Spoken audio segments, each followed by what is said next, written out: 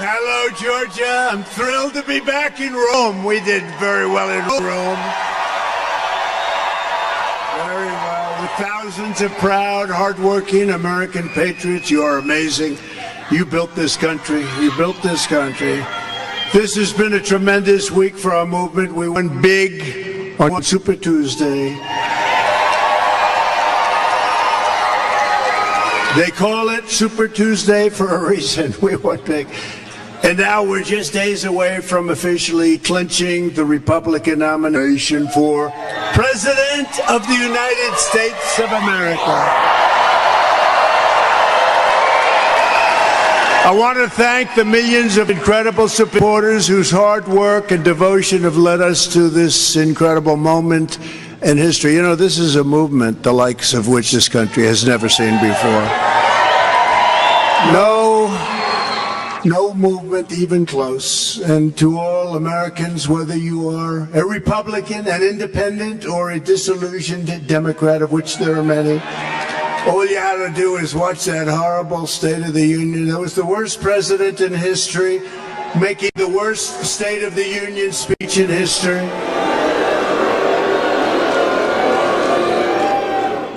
But if you're a disillusioned Democrat, of which there are many today, I extend an open hand, an open invitation, and I ask you to join us on the noble quest of saving our country. Saving our country. Together we will turn the page forever on the miserable nightmare of the Biden presidency. What a presidency, what a president, the most incompetent president we've ever had. The worst president, the most incompetent, and the most corrupt. Other than that, I think he's doing actually quite a good job. And we will make America great again.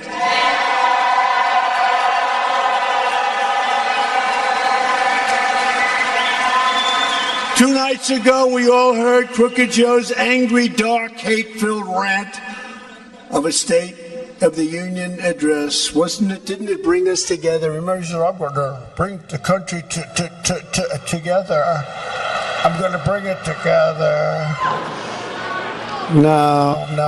He's a threat to democracy. I will tell you, he's a threat to democracy. Weaponize government, weaponize the FBI, weaponize the DOJ. He's a threat to democracy for other reasons also. Number one, he's grossly incompetent. Joe Biden gave the most divisive, partisan, radical, and extreme speech ever delivered by a president in that chamber, not even close. Rather than trying to bring our country together, he tried to cling to power by tearing our country apart. He's done nothing. You know what their whole thing is going to be? Go after Trump.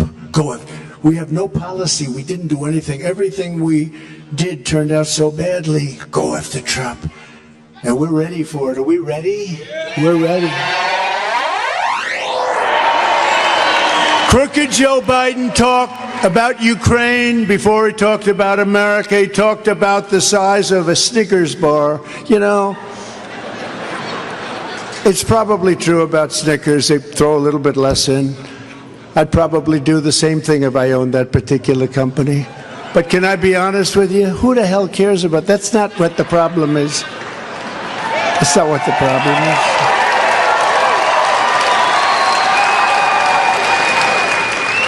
That's not what you don't talk about Snickers. You talk about inflation, big league inflation, not that kind of stuff. You talk about the fact that we're no longer energy independent. We're going to be energy dominant. You talk about bigger things. We talk about the whole country as opposed to the kind of things you talk. I think he took 41 minutes before he got to the border, and then he covered it almost not at all. The border is the biggest problem. I think it's one of the biggest problems, the greatest threat to the history of our country. So it took him 41 minutes, and then he announced a plan to send our brave U.S. military men and women into Gaza to resupply the terrorists of Hamas. You know what's going to happen. He wants to build billions and billions of dollars a pier, a nice pier, going way into what happened to the environmental impact statement. Last time I wanted to build a pier, they tie you up forever, right? There's no tying up. But here's the problem.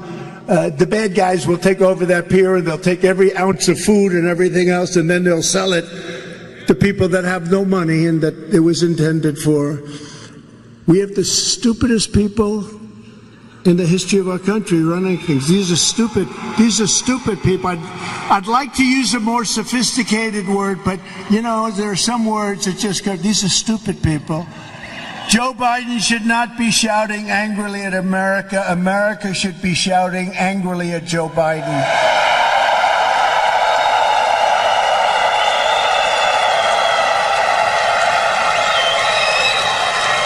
And we should be saying, Crooked Joe, you're fired. Get out of here. You're fired. You're incompetent. You're incompetent. Get out of here. You're destroying our nation. Get the hell out of here. You're destroying our country, Joe. He doesn't have a clue. He doesn't even know. He doesn't know he's destroying it. He has no clue. He has no clue. Like with the documents hoax. How about that? He's not competent to stand trial, but he's allowed to be the president. Okay, figure that one. We don't think he should be standing trial because he's not competent. But as far as being president, that's okay, right? Figure that one out. I think we'll be taking that one on the campaign trail a little bit. Do you think? Maybe. Only in America can this happen. With your vote, we are going to win the state of Georgia in an epic landslide.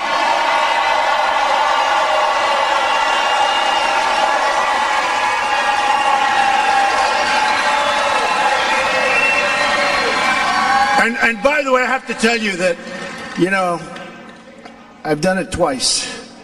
We did great the first time, 2016. We did much better the second time, like not even close. And it was rigged. It was rigged. But there's never been the spirit that I've seen this time. 2016 was great. 2020 was better, the spirit. But this blows it away. We came in from the airport. We're 15 minutes away. The lines of people standing along the streets coming up to this building are incredible. Wow. On November 5th, the curtain closes on Crooked Joe's corrupt reign, and the sun rises on a brand new day for Georgia and for America.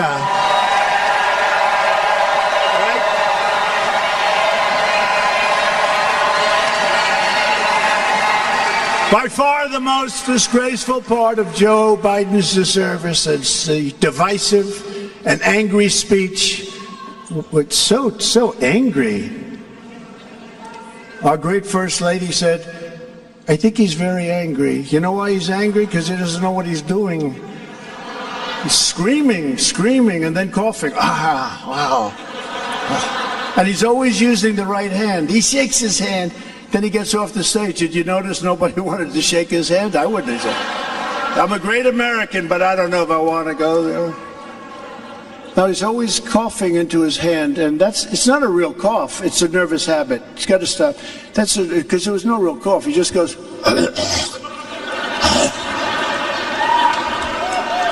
And then you turn to fake news CNN. Oh, their light just went off. Their light just went off.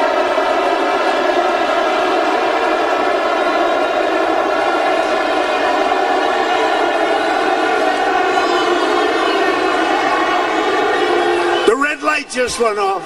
What do you think of that, Jim? Damn it. That's my fault. I waited too long. You have to hit them fast before they can turn it off. No, it just went off. That's all right. And they'll say the speech was brilliant, not since FDR. You know, FDR was a great orator. Beautiful tone, beautiful. He was born in a very patrician area, to put it mildly. Very rich, very patrician, beautiful accent, beautiful words. He was a great speaker. And they said, not since FDR has a speech been so beautifully delivered. Do you believe this? No, do you believe this? I think Marjorie believes it because she was there. She saw. It's incredible. That DNC, I'll tell you what. You take a look at MSDNC, how evil they are. They're evil. They're sick. They shouldn't even be allowed to do what they do because it's so corrupt. They shouldn't be allowed to do it. They are fighting me. And to think that I had The Apprentice on NBC and I did so great for them. I said before the election, long before I started even, I said, well, one thing for sure, I did so much, I made so much money for NBC. They hadn't had a #1 show in years. They were dying. And that idiot Jeff Zucker was running it poorly. He was running it to the ground. And I came on and I gave them ratings like they haven't had in years. And when I said, I'm going to leave the show now, they wanted me to extend. Instead, they got Arnold Schwarzenegger. What happened is I said, no, I'm going to leave because, boy, are you quiet when you hear this one. Because you haven't heard this before. This isn't part of the repertoire. Right? Right, Bert? You haven't heard this one, but you hear how quiet? It's almost like when I do The Snake. It's very quiet. It's so quiet. You can hear a pin drop, but it's true. I said, one thing that's going to happen, if I decide to leave the show, and they wanted me to extend, they were offering me 3 years, anything I wanted. I said, no, I'm going to run for president. Don't forget, we did it for 14 seasons. That's enough, right? But I said, we're going to run. It's hard to give up prime time and a lot of money, no matter how rich. It's a lot of money you make. But you give up primetime television, Thursday nights. It was a hard thing to do, but I said, no, I'm going to run for president. And they were so upset, and they said, no, no, no. And I decided to do it. And they said, who do you think we should use? I said, I have no idea. That's your business, not mine. And they said, what do you think of Arnold Schwarzenegger? I said, hey, he's a movie star. Maybe he'll do well. The guy got killed. He couldn't get anything. You know, Flies watched. Flies. And the show was canceled. Remember, they tried Martha Stewart, too. How did that work out? She blamed me. She said, it's your fault that she failed doing the Apprentice. I said, why? She couldn't tell us why. I don't know. She never figured that one out. But they used her. But they used Arnold Schwarzenegger, big movie star. And he failed so badly. Actually, they asked me, because I own it with Mark Burnett, right? Mark Burnett's great. And I own it. And they said, well, you own it, so you would like to have it do well. I said, I would. They said, would you rather have it do unbelievably with Arnold, big movie star comes in, Arnold Schwarzenegger, or would you rather have it fail? I thought about it for a little while, and I said, honestly, I'd much rather have it fail because it makes me look better, right? Right? I'm not looking for him to come in and top Trump. No, it worked out just fine. He failed. It was like a total disaster. But I did it for 14 seasons, and I said to NBC, you know, I respect you guys. I liked them. I mean, I liked them. But the bosses came up. They tried to talk me. 5 guys came up, and they wanted to talk me. They call them suits. But the top suits, the top. Then I just said, no, I've decided I'm going to run for president. But, you know, you won't win. It's impossible to win. Nobody's ever done that before. There's never been a person that ran for president that wasn't either a politician or a general. I think it's 92% are politicians and 8% were generals. Did anybody know these little facts of wisdom? So you had to be a general, I guess an admiral and all, but there were no admirals. 8% generals and 92, think of that, 92% politicians. I said, I don't care. I mean, it doesn't matter to me. I'm going to give it a shot. And I announced and immediately went to #1 and stayed there for a long time. Remember, I had center of stage. And then I got angry because I said, no, I want to be in the center. I don't want to be tied for the center. Those guys don't come close. So we had to have a different number. So it didn't have to be 10. It had to be 9, or it had to be 11. It had to be something. But it couldn't be an even number. And they got angry at me. I said, no, I'm not going to do it. So then they ended up doing what I said. But right from the beginning, it worked. And then I got on television, and they asked me that horrible, horrible question, remember? And I said, oh, am I dead? That's the first question I ever got. Megyn Kelly, may she rest in peace. She's sort of making a career by pretending she likes me. And then So what happened is she asked me that horrible question about women. Women love me. You know, I protect women. I protect.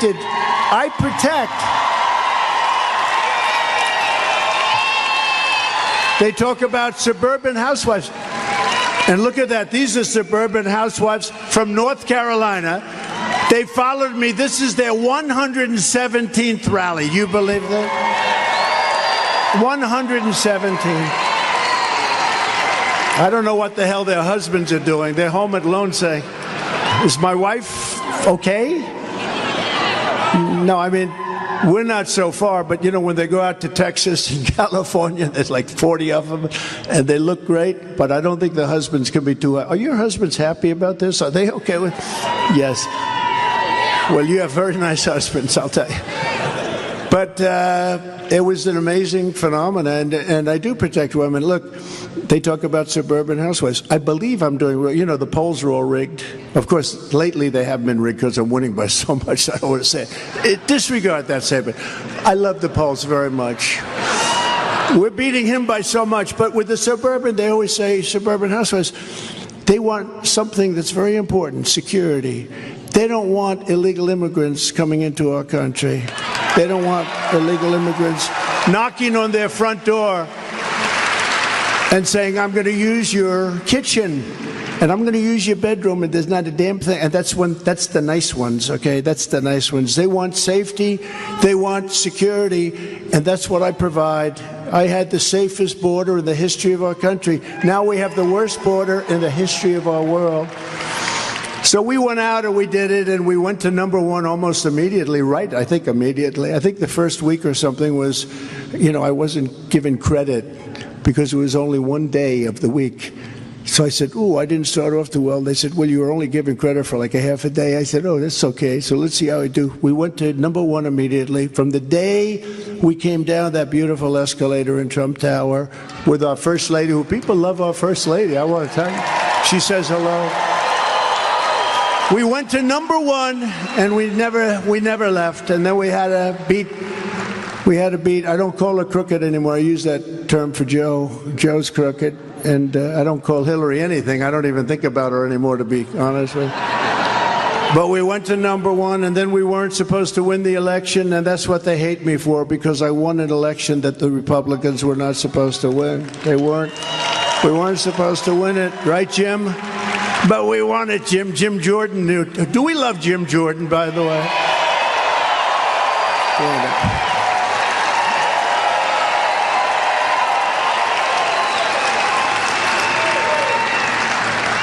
Every day, Joe Biden is deliberately releasing gang members and military-aged men into our communities by the tens of thousands, knowing full well that his policies will cost countless innocent lives.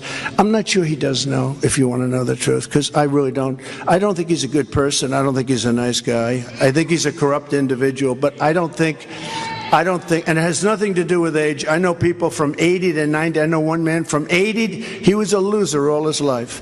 When he turned 80, he made $1 billion doing something from 80 to 90.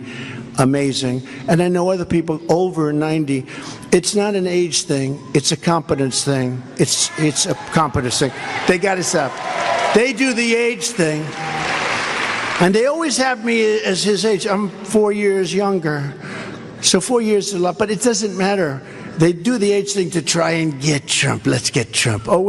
They never talk about his competence. He's grossly incompetent. Don't you understand that?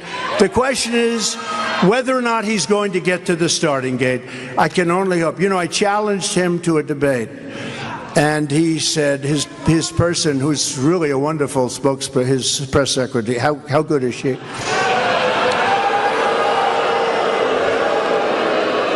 She actually didn't know what to say, but I do, and I challenge him right now. You know, he's at another part of your state where he's really said some bad things today, and we'll get into that. He said some really bad things. But one of the lives that was taken from us was an incredible 22-year-old nursing student right here in Georgia, Laken Riley. Right? Look at the signs. Wow. Wow, wow, wow.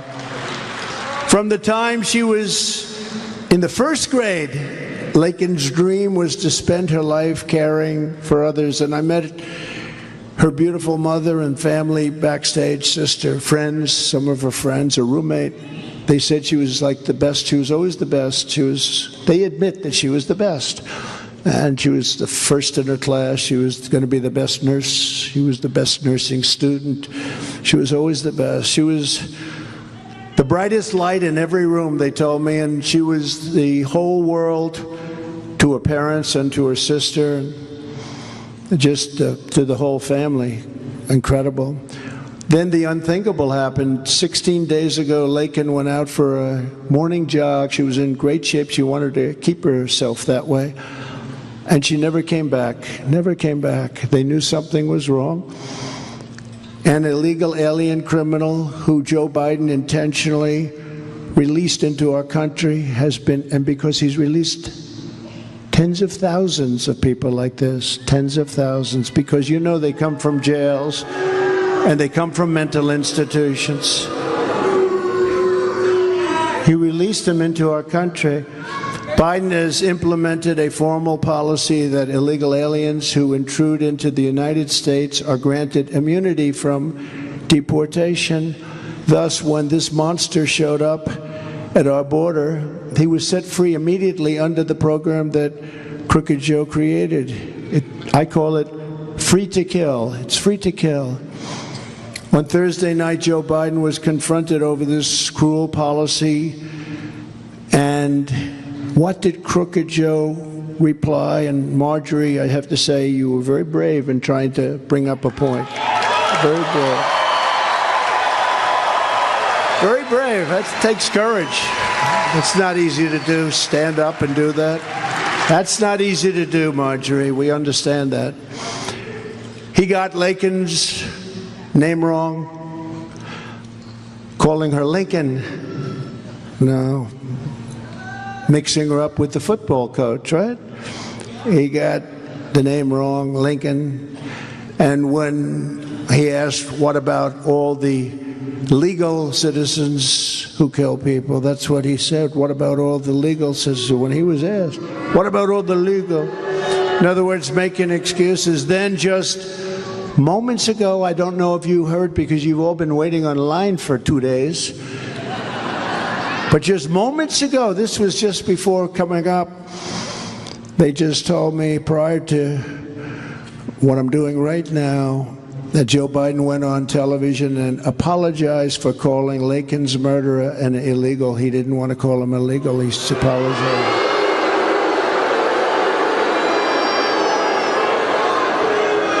He said he should have called him an undocumented, not an illegal, and he wanted to apologize.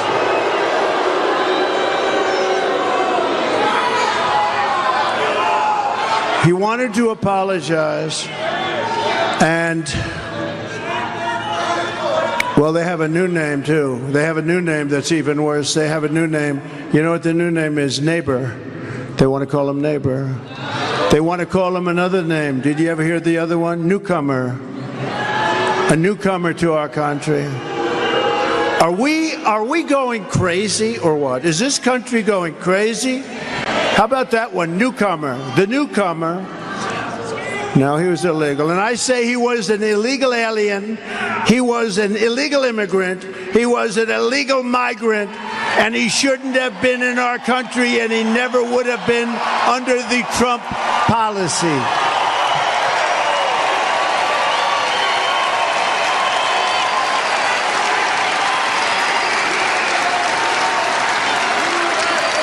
And Biden should be apologizing for apologizing to this killer. Joe Biden, and you understand what's happening here. Joe Biden has no remorse. He's got no regret. He's got no empathy, no compassion, and worst of all, he has no intention of stopping the deadly invasion that stole precious Lakin's beautiful American life. We are profoundly honored to be joined today by the family and loved ones of Lakin and some of her great friends. I met them. They're so incredible. The whole group group is incredible. To Lakin's parents, John and Allison, and her sister, Lauren, her roommate, Connolly, and to all of those who loved Lakin, the hearts of hundreds of thousands and indeed millions and millions of Americans and people worldwide, they're shattered alongside of your beautiful hearts. We share your grief. We share your grief. Thank you, darling. Thank you. Thank you very much. We appreciate it. I know how tough it is. That's so tough. We vow to keep Lakin's memory alive for as long as we are here on this earth, and we take comfort that she is now home with God in heaven. And I want to thank you, and thank you for being here. Incredible. I know how tough it is. Incredible. What Joe Biden has done on our border is a crime against humanity and the people of this nation for which he will never be forgiven. That's a very hard thing. We're going to fix it. We're going to fix it fast. We're going to have the largest deportation in history. But what a tremendous shame that this could have happened in our country. What a shame. Laken Riley would be alive today if Joe Biden had not willfully and maliciously eviscerated the borders of the United States and set loose thousands and thousands of dangerous criminals into our country. To her family tonight, I promise you, I will demand justice for Laken. Justice for Laken. Thank you. Thank you. Thank you very much. Incredible. I will fight like no one has ever fought before to ensure that what happened to this American daughter, this incredible, incredible American, that this never happens to any other daughter or anyone else ever again. We will do everything we can that it doesn't happen again. And you know it will, because unfortunately we have so many people allowed into our country that shouldn't be, but we're going to get it down to a trickle. We're not going to let this go on. Our country is being destroyed by an incompetent president, and we're not going to let this happen. I mean, the good thing about his speech, if you want to call his rant the other night, he probably did well enough that he's not going to be replaced on the ballot, because they were talking about replacing him. And I said, you know, he got through it, barely, but he got through it. I think he's possibly going to make it. Nobody thought he was. I sort of didn't think. I guess maybe I still don't think. I mean, when that's the best that a party can do, we're in big trouble. And, you know, they always talk about, it's so interesting. I watch these criminals back there, the press. Look at them. Look at how many of them. That's a lot of people. That's a lot of people. Wow. I always say they should endorse me because I'm the best thing that ever happened to their ratings. They should endorse me.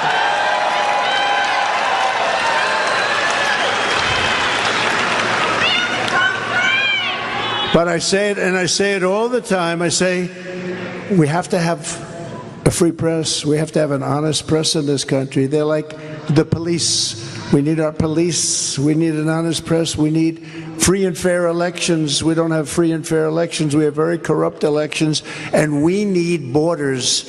And we had the safest border in the history of our country. Now we have the most unsafe border in the history of the world.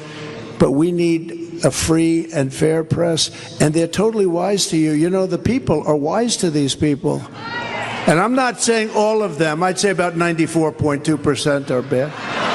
If you say to all Americans, I will seal the border, I'm going to do it.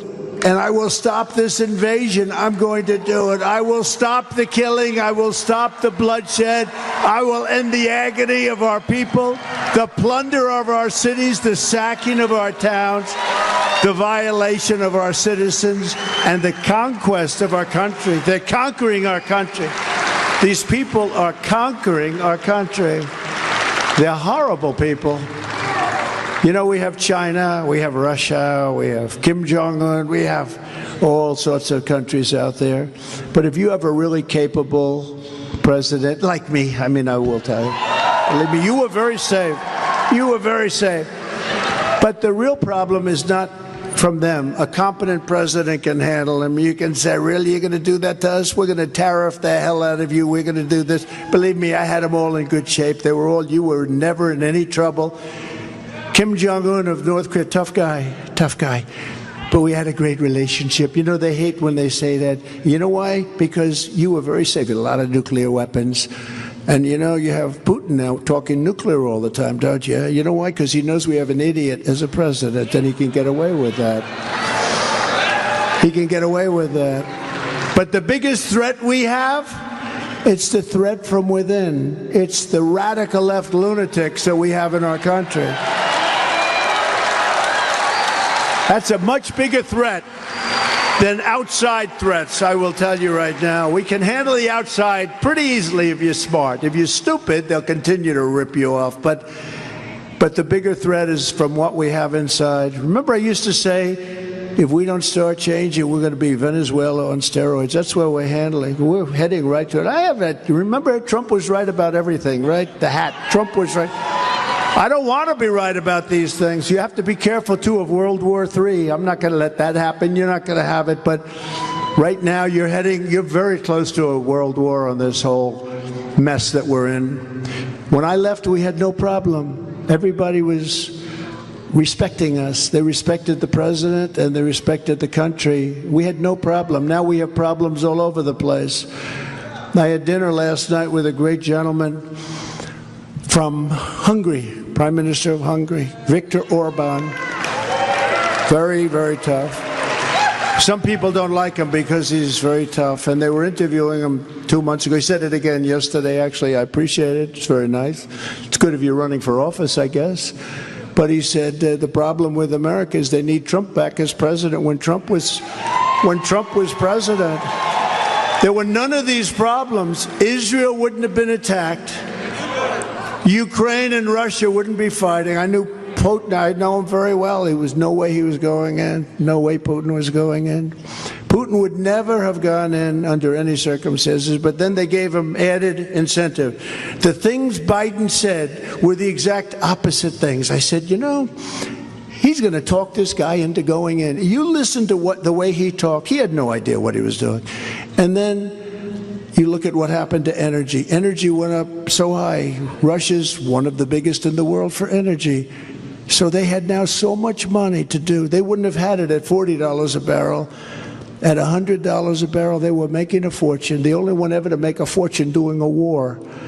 And that's what happened. This guy is a disaster, and he has to be taken out. You're going to end up, if he's not relieved of his office on November 5th, we have done one of the great disservices to humanity because he is not capable to be your president. Not capable. You'll end up in a world war as sure as you're sitting or standing there. We have standing room only. The press hates to say that, you know. They never talk about the size. We haven't had an empty seat in years. Jim Jordan knows that. A long time ago, I did one in Ohio. And Jim said, man, there's like 10,000 people outside. They can't. That was the beginning, right, Jim? And we saved Whirlpool, and we saved some great companies up there, and now they're doing good. They had little problems, like they weren't allowed to have water go into their washing machines. You know, minor little problems. But we took care of it. We took care of the dumping. They were dumping from South Korea and from China. They were dumping washing machines, dryers. And we took care of it, and they love us up there. We love them, and they love this whole family. I tell you, they love this whole family up there. But we have to straighten out our country. We have to do it fast. And we don't have that much time anymore. You know, even 7 months is a long time. We're waiting, and it's at the end of 7 months. In other words, it's closer to 8 than it is to 7. And the destruction that they are doing to our country, this is a long time. This is a very risky period. This is the most dangerous period in the history of our country, in my opinion. It's the most dangerous time. And that's because of nuclear weapons and other types of weapons that are so powerful but nuclear weapons, but other types too that are so powerful. This is no longer army tanks going back and forth shooting each other. This is big stuff. And we have a man that has no clue. If I said to him, give me the definition of MAGA, I don't know. Why do you ask that? I said, just give me. It's make America great again, Joe. He wouldn't be able to tell you. We have to stop MAGA. How about where he goes, we have to stop MAGA. We will stop MAGA. We will stop. I said, what does MAGA mean? I don't know, really. Tell me, what does it mean? Make America great again. Let's stop that. That's what they're doing. They are stopping it. You know, if they use their genius, because they are a genius at cheating at elections and things, but they're not a genius on policy or common sense. They have no common sense. But if they use their ability, their genius on making America great again, I probably wouldn't have ever run. I probably would have never run. I wouldn't have to. I'd be now lounging on some beautiful beach someplace or doing something like he does, but he does it during his presidency. Somebody said he looks great in a bathing suit, right? And you know, when he was in the sand and he was having a hard time lifting his feet through the sand, because you know sand is heavy. They figured 3 solid ounces per foot. But sand is a little heavy. And he's sitting in a bathing suit. Look, at 81, do you remember Cary Grant? How good was Cary Grant, right? I don't think Cary Grant, he was good. I don't know, what happened to movie stars today? We used to have Cary Grant and Clark Gable and all these people. Today we have, I won't say names because I don't need enemies. I don't need enemies. I got enough enemies. But Cary Grant was like, Michael Jackson once told me, the most handsome man, Trump in the world. Who? Cary Grant. Well, we don't have that anymore. But Cary Grant at 81 or 82, going on 100, this guy, he's 81 going on 100. Cary Grant wouldn't look too good in a bathing suit either. And he was pretty good looking, right? He wouldn't. If this guy went to the beach and he enjoyed himself, and he left our border policies alone. We had the strongest, but remain in Mexico, catch and release in Mexico, building the wall, the Mexican army, 28,000 soldiers protecting our border. If he just left it alone, he could have stayed at the beach and everybody would have said, boy, is he looking good. But he doesn't look good. He's got a consultant. You know, we all have consultants, but you have to think for yourself a little bit. And some consultant said, you know, I think the president would look good on a Monday, Tuesday, Wednesday, and Thursday. You don't go to the beach there. I don't think that looks good. Are the voters happy when they see a president all week long at a beach? I don't think. Typically, that's not a good look. You'd like to see a president who works a little bit, right? But if he would have left our policies in place and our policies on energy, now I will say he brought them back because he was getting killed. So he let him drill more. But as soon as this election were over, should the unthinkable happen, he will stop all of the drilling. He's only doing it because he was getting absolutely killed, so he went back to the Trump drilling. But even at that, he gave up Anwar, the biggest site ever in the world, probably bigger than Saudi Arabia. Some people, that's in Alaska, Anwar. So it's a shame what's happening to our country. It's so sad. When I'm with people and we start talking about it, and they're from other countries, it's embarrassing. On day one of my new administration, I will terminate every open border policy of the Biden administration, and we will use every tool at our disposal to rid our country of the monsters who Joe Biden set loose to threaten and kill innocent Americans. Because what we just discussed is happening to many people. Many, many people. People are being killed every single day by these monsters. How about New York? They just put military on the subways. Military, because the illegals, as he refuses to say, the migrants, were harming passengers. I mean, think of it. You're going to work for years and years. You're an accountant, you're a lawyer, you're a doctor, you're a carpenter. You're going to work on the subways. And now they're like a military installation. And you know why? Because the migrants are hurting people. They talk about the beautiful dream of migrants. It sounds so nice, you know, like in a fairy tale book. But some of these people are monsters, a big percentage of. If you go to El Salvador, Honduras, if you go to numerous of the countries, but we're really talking all over the world. The other day from Africa, the Congo, They had numerous prisoners caught from the Congo. The good news is they all make our prisoners look like very nice people, because our people are much nicer. Our prisoners are vicious, horrible people in many cases, in most cases perhaps. But you know what? When you look at the people that are being allowed to come all over the world, they're emptying their prisons, they're emptying their mental institutions into the United States of America. What can be good about that? What? Is there any reason that that can be good? They're probably thinking they can vote, but they cheat, so they don't really have to do that. They can do it without doing it because they cheat so much. But what can be good about that? And how can that even be good politically? I think there's a movement. I think one of the reasons, I think you like me the same. You had 4 great years. We had the greatest economy in history. You had 4 great years, and people looked at, but I think you like me the same. Let's say you like me the same. You know, they always like to say, 2 very unpopular people are running. I'm not unpopular. I'm at 92 or 94% in the Republican Party. Ronald Reagan was at 86%. It's fake news. These are fake news people. Is that right, Marjorie? No, they always like to equate me with this guy. 2 very unpopular people are running for office. I said, why am I unpopular? I just knocked off 12 people in the quickest time that it's ever happened. I don't know if you know that. It's the fastest it's ever. It's never happened that quick. And in Iowa, in New Hampshire, in South Carolina against a governor of South Carolina, in Nevada, every single state I ran in, we won by a margin that was a substantial record. In Iowa, we won by the highest margin in history times 2. We would double the highest margin. In New Hampshire, I got the most votes in the history of the state of New Hampshire. Now think of this for a second. New Hampshire, and it's up there in, you know, Kennedy territory, right? JFK ran. I got more votes than JFK. A lot of great people, historic people ran, and that's in either party. I got more votes than anybody in either party.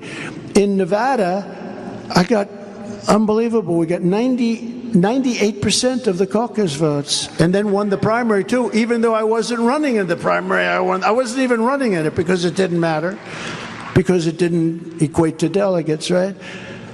And then we go to other states, but we go to South Carolina, and against a popular and competent but very nasty person, but a competent person, we won in a record.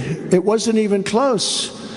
It wasn't even close. Think of it. And then we had this beautiful, magnificent couple of states, which, by the way, we won, but then we had our 15 states, Super Tuesday.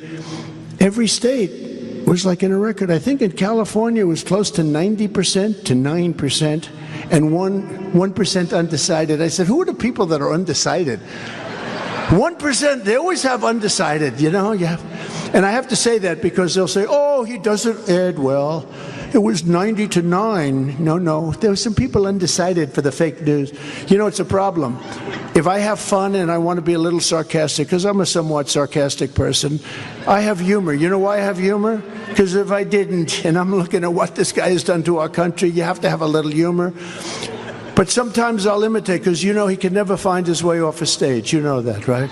He makes a speech that lasts for about 2.5 minutes, and then,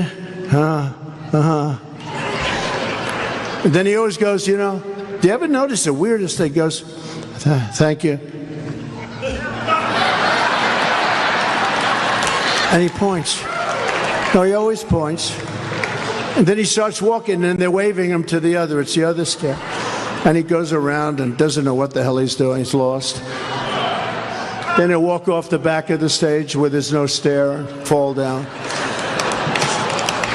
No, I mean, you know, but here's the problem. Whenever I imitate that, they put me on saying I couldn't get off the stage. So I have to be very careful. When I substitute Barack Hussein Obama, has anybody ever heard of Barack Hussein Obama? And I use his name instead of, and I say, our president, Barack Hussein Obama, meaning who's calling the shots. Does everyone sort of understand it? The fake news says, he doesn't know the name of our president. He doesn't know it's Joe Biden.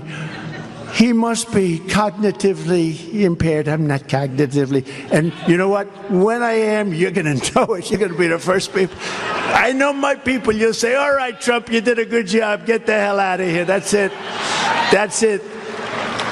No, these are very dishonest people. No, I called my wife. I said, baby, how was that? Just tell me.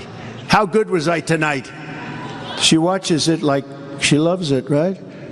She said, you were good, but it's a little embarrassing. Why? They showed you couldn't find the stairs on the stage. I said, they did that to me. They did that. Because it's almost impossible. These things, in this case, we only have 4 stairs. It's a small platform. Look, I have one there, believe it or not, and one here, one there. He had 3, and he can't find them, and they're right alongside of each other. And they all work, you know? I don't know, government must have built it, because you got one platform, and you have stairs all over the place.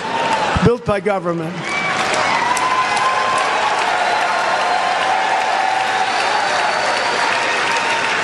Crazy. So I have to be very careful. I can't be sarcastic, can't be fun.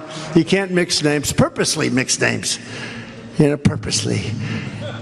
In his State of the Union this week, Crooked Joe told a total fairy tale about the economy. But the fact is, under Biden, we have a 3-year inflation rate of almost 50%. Under me, you had no inflation. You had no inflation. Under Bidenomics, the United States has lost 284,000 good full-time jobs in the past year and replaced them with hundreds of thousands of part-time jobs and a lot of government jobs. It's not fair. I could do that too. Let's hire some more people, make me look good. In addition, virtually 100% of all jobs created under Biden have gone to foreign-born workers. How do you feel about that? Good? And I'll tell you this, the biggest problem that you're going to see from all of these millions and millions, I think the number is 15 million people already. I think it'll be 18 to 20 million people by the time we get rid of this guy. And the biggest, think of it, that's bigger than New York State. I think it's going to be close to 20 million people. That's my prediction. But I think it's already 15 million people. Black people, Hispanic people, Asian people, and unions. Unions are going to suffer. I mean, I'm all for everybody. I'm for the worker. But unions, they should endorse Trump because I'm closing our border good and tight. And if you're going to come into our country, you're coming in legally. You're going to come into our country legally. In February alone, nearly 1 million jobs held by native-born Americans disappeared by one. Think of that. You lost 1 million jobs. Black people, that's who lost the jobs. Hispanic people, that's who lost the jobs. That's why we just had a poll come out. Now, it doesn't sound great, but it is great relative. You know, a guy, a stiff like Mitt Romney, I think he had 4% of the black vote. I had, as of this poll today, Marjorie, 28%. If that's the case, this election is over. That's the case. If that's the case, I'll ask some of our great Congress people. We have great ones. We're going to introduce them in a second. But why don't we just call the election over? Because at 28%, and I hope that stays that way. But you know what? And I hope it goes up higher. It should be much higher. Honestly, it should be 100% of the black people should vote for Trump, because I did more for black people than any president other than Abraham Lincoln. It's true. It's true. I did more than any president other than Abraham Lincoln. Think of it. Criminal justice reform. I took care of the black colleges and universities. They would come up to Washington. After 3 years, they said, why do you guys keep coming back? One of them, I got friendly with some of them, really good people. They said, every year we come back looking for money. They do a great job. Black colleges and universities, they have very little money. And then you look at Harvard and these maniacs, and they have billions and billions of dollars. Very unfair. We're going to have to look into that whole situation. We're going to have to. And Elise did a very good job when she destroyed that person, the big plagiarizer from Harvard. I think did she plagiarize every document she ever wrote? I think so. The only thing she had going for her was nice glasses, if you like that look. No, Elise did a fantastic job. We all know that. She was amazing, and it really revealed what they were all about. But I took care of the black colleges, universities, opportunity zones. Tim, does everybody know? Tim Scott. So I shouldn't say, he'll get angry, but I tell him this all the time. So, you know, when we win and people come on, and many people, as soon as you win, I have calls from people that you wouldn't believe. People that were so nasty to me, now they're going, sure, we'd love to come over and make amends. You know, I've always felt you were the best candidate. I think you're fantastic. You know, people that were with the sanctimonious, they were with other people. Well, I'm not going to use that name anymore. It's not respectful. Let's call them Ron DeSantis. People that were with the Sanctus, were with Nikki. They were with now they're calling saying, sir, congratulations. I've been so busy, sir. I haven't had time to make the call, but now that I'm freed up a little bit, would it be possible for me to come? I'd like to support. I said, I thought you were with the Sanctus. Oh, sir, not really, sir. You know, those were false reports. Great comprehension, always had great comprehension, great memory. Oh, I said, oh, no, you were with them. Let's just look it up. The great thing about, one of the only good things about the internet, you press a button and it gives you the whole history of some guy. But they're all calling me Jim, and they're all saying, sir, I'll give you names.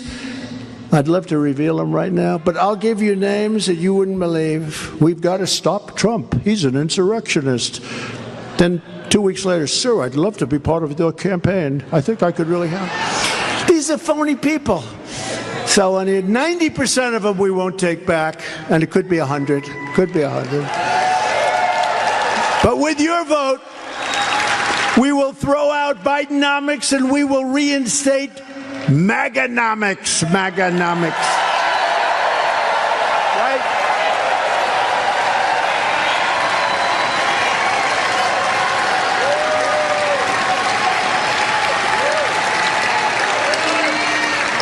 You know, I have to explain to the audience, because, you know, I figure, what the hell? It's a Saturday afternoon. We have a little time. You know where I'm going later? I'm going to the UFC fights. You know why? You know why? It's the closest thing I can see that's really reflective of the election process that we have in this country. The UFC fights.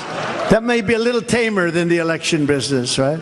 But I'll be going to the UFC fights with some friends, and I look forward to that. Dana Whitey's done a great job. I look forward to that. Oh, I hope he doesn't run for office against me.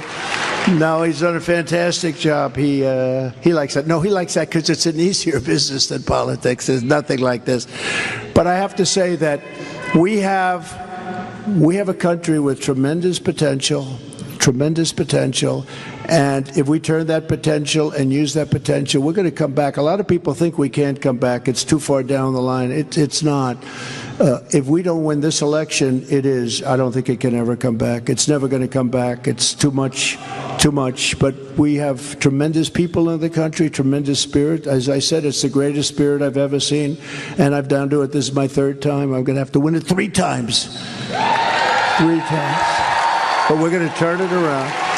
And we will cancel Biden's work permits for illegals and protect American jobs for American workers. We will immediately end Biden's war on American energy, and we will end his inflation catastrophe, and we will drill, baby, drill, right?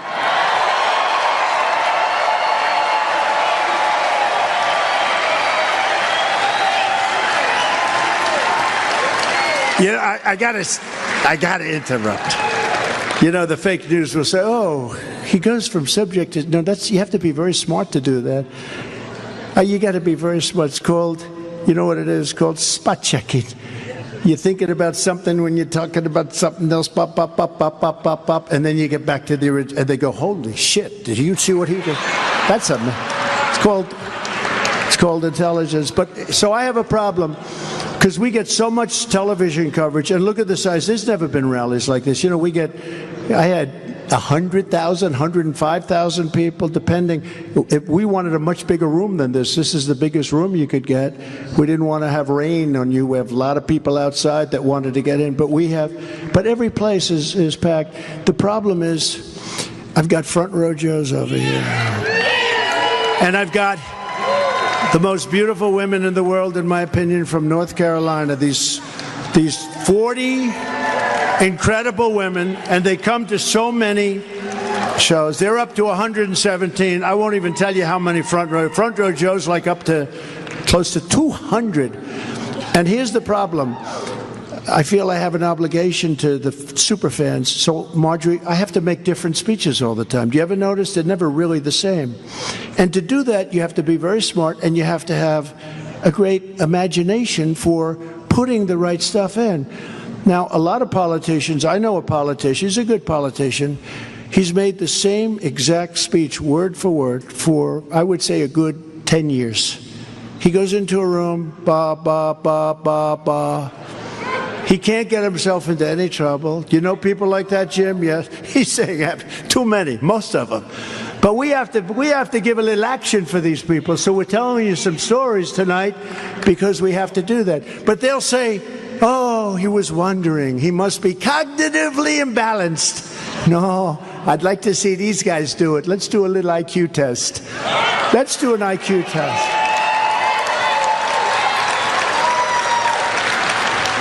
And by the way, and I said it before, but officially, for the good of our nation, it is time for Crooked Joe Biden and myself to debate. We have to debate. It's for the good of our nation.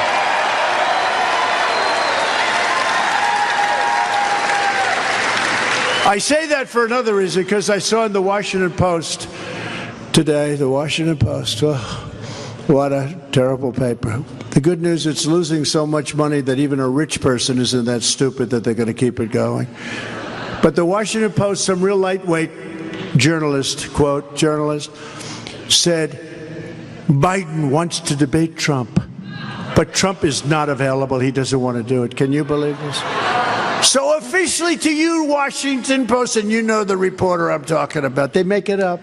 They say, Biden wants to debate me. Oh, he wants to do it, but I don't want to do it. No, just the opposite, as he knows.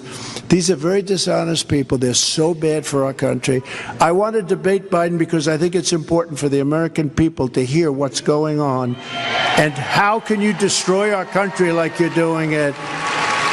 So officially, I want to debate Crooked Joe Biden. Anytime, anywhere, any place, I'll debate.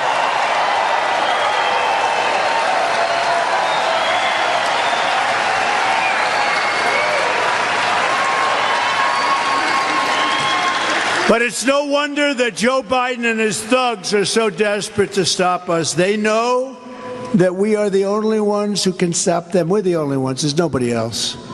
Nobody else. We're going to stop people. We're going to turn our country around. We're going to make our country so powerful, so great. That's why they're weaponizing law enforcement for high-level election interference against Joe Biden's top and only political appointment, a guy named me. It's a guy named me.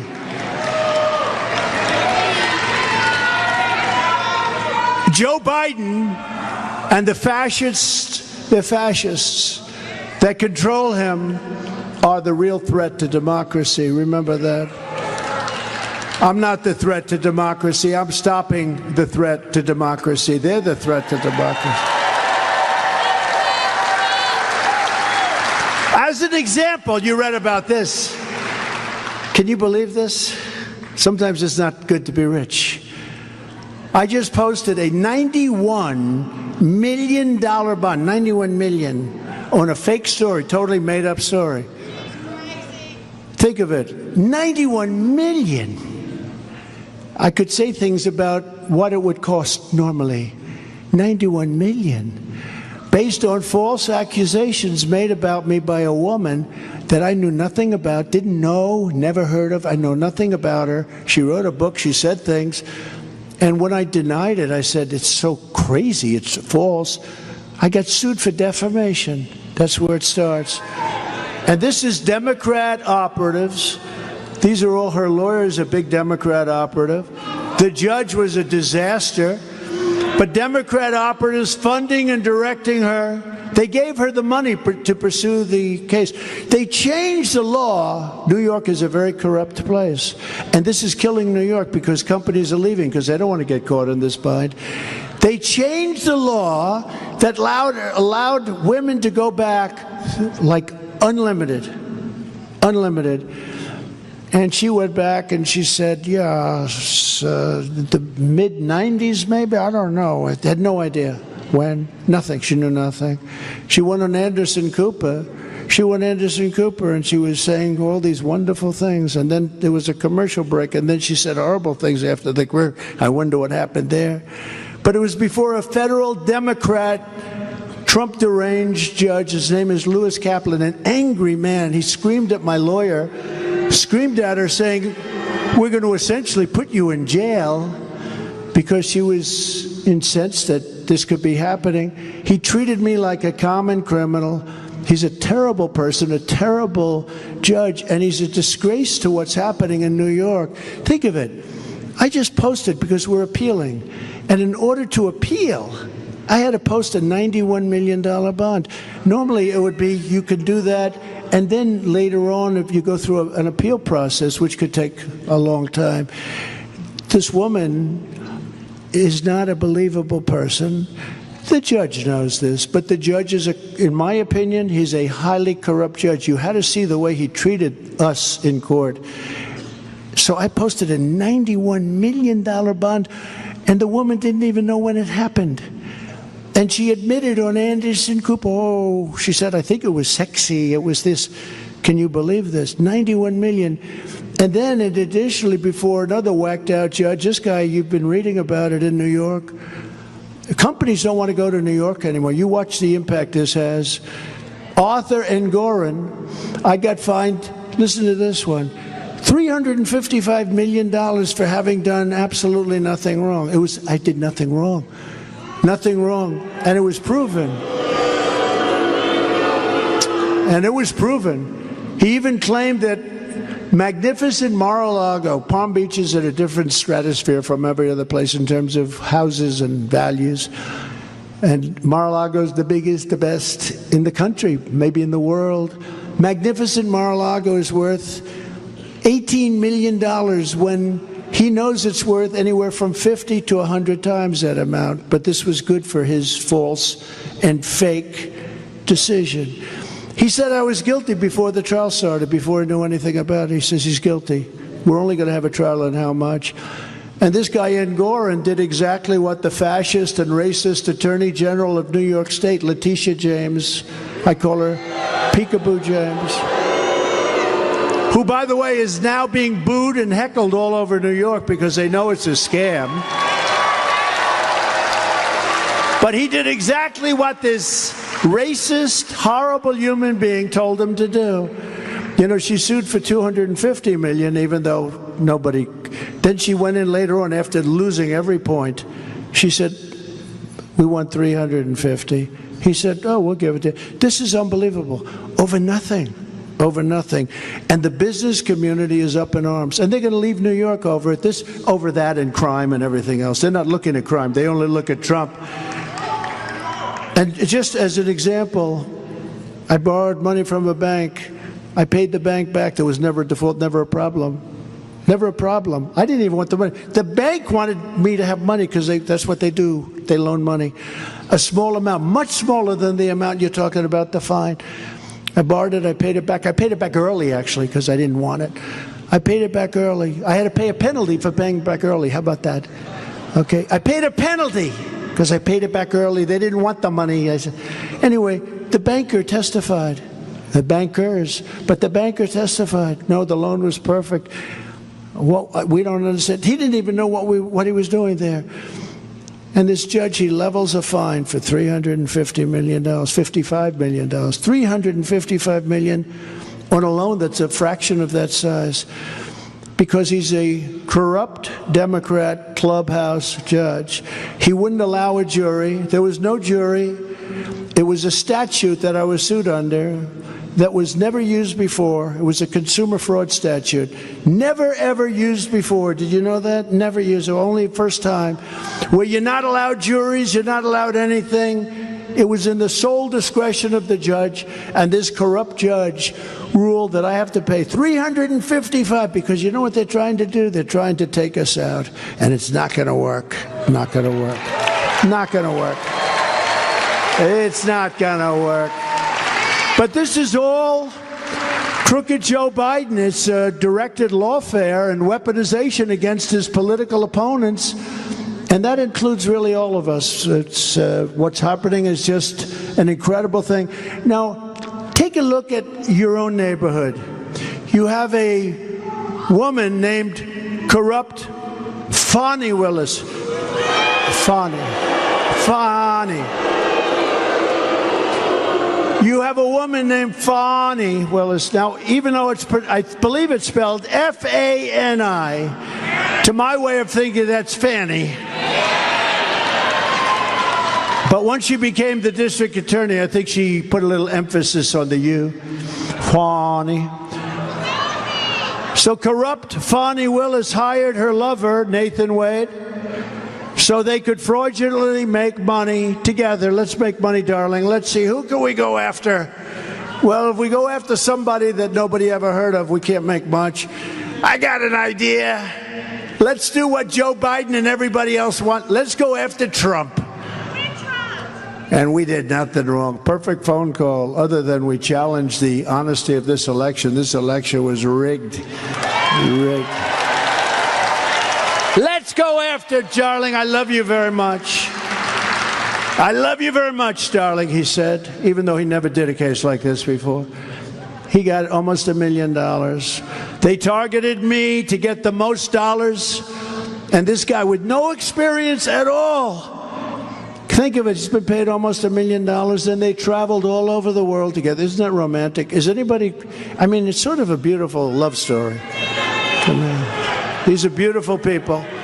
To me, it's a magnificent love story. Nothing like Gone with the Wind. You know, Gone with the Wind, you're not allowed to watch it anymore, right? You know that, right?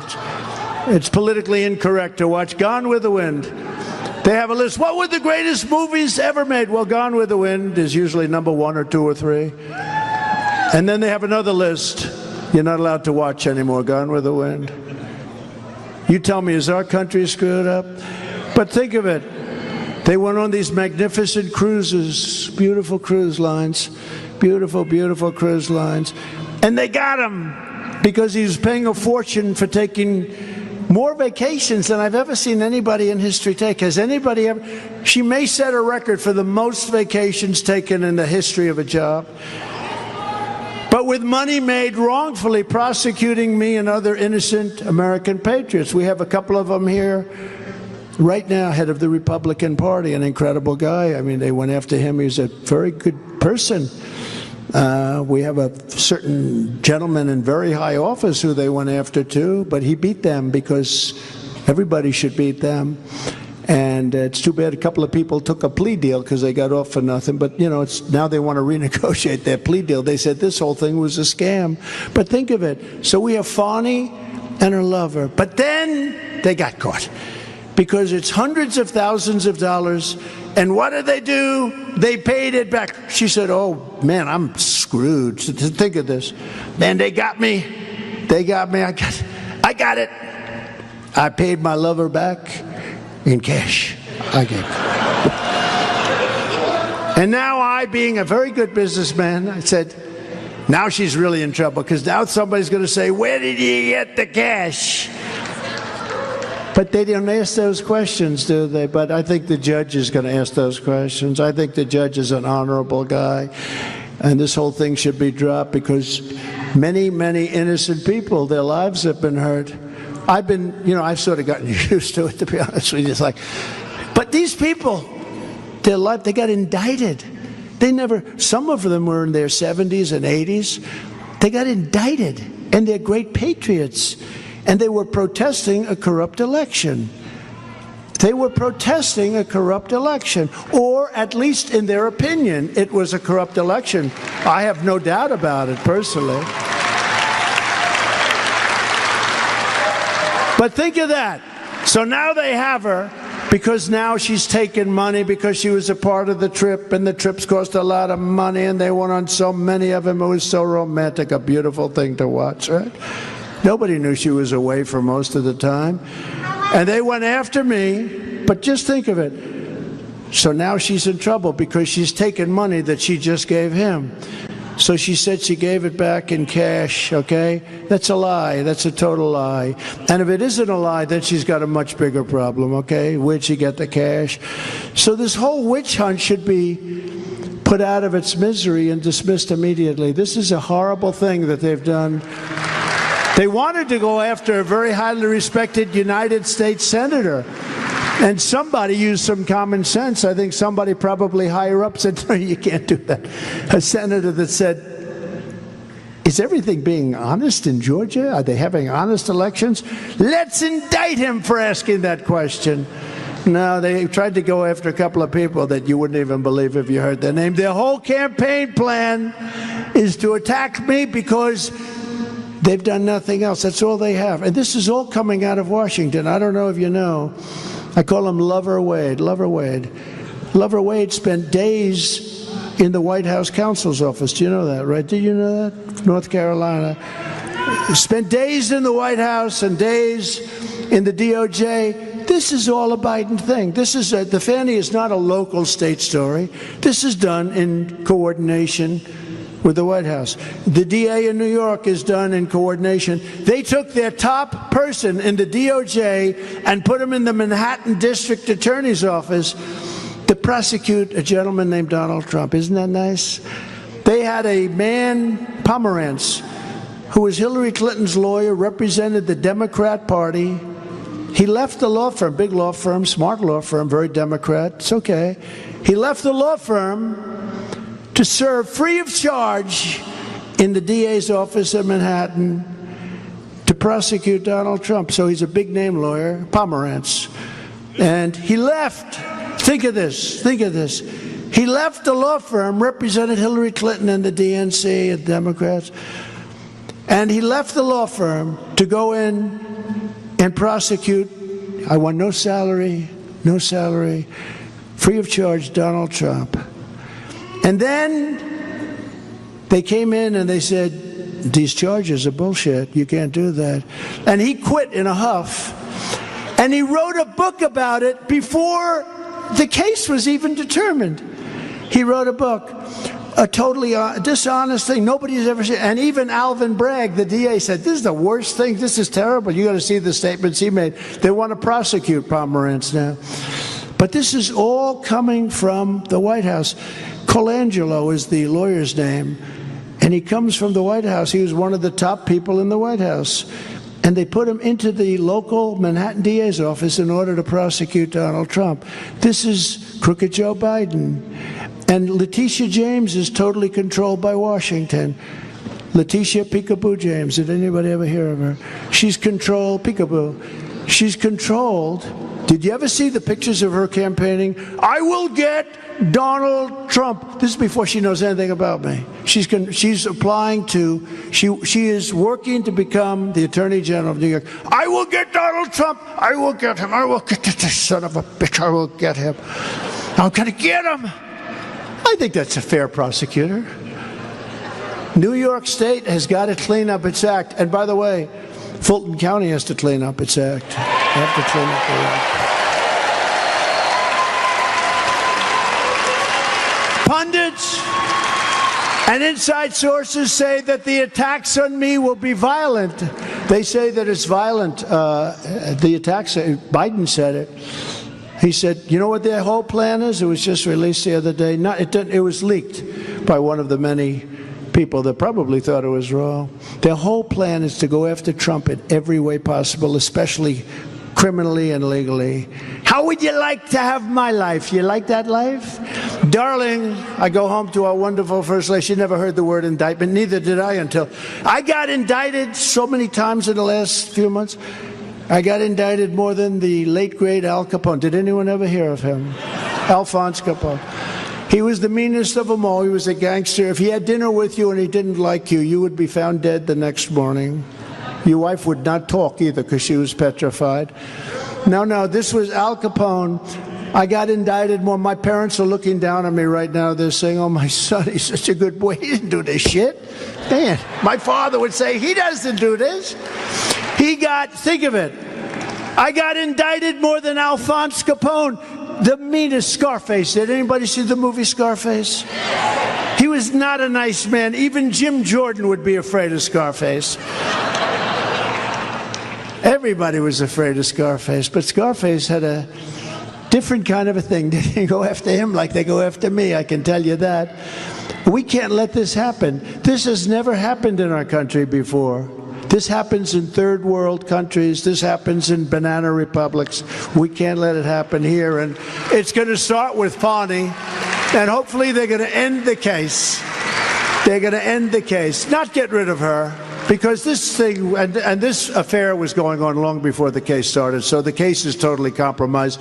But we don't need to get rid of her and then put somebody else in there. It's unfair to all those people that got indicted. The list goes on, and they're good people, too. They're American patriots.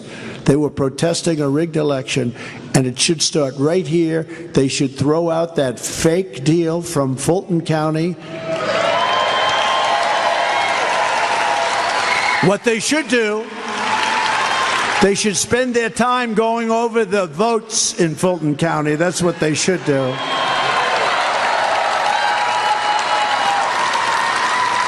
But the attacks will come through various places and through the Justice Department and FBI, even if they have no evidence whatsoever, because they don't care what happens after the election. They only care what happens before, because they want to try and damage me. But here's what's happened.